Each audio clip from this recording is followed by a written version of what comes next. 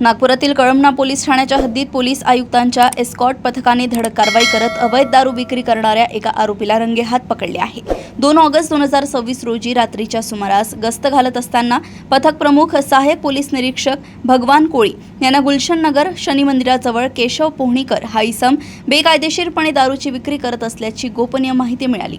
माहितीच्या आधारे पोलिसांनी पंचांसमक्ष तत्काळ छापा टाकला। या कारवाईत आरोपी केशव दशरथजी पोहणीकर याच्याकडून देशी दारू संत्र्याच्या 100 बाटल्या जप्त करण्यात आल्या। तसेच त्याची ज्युपिटर मोपेड दुचाकी तपासली असता डिक्कीमध्ये आणखी 120 बाटल्या आढळल्या। पोलिसांनी 11,000 रुपयांचा एकूण 220 दारूच्या बाटल्या आणि दुचाकी असा एकूण 91,000चा मुद्देमाल जप्त केलाय।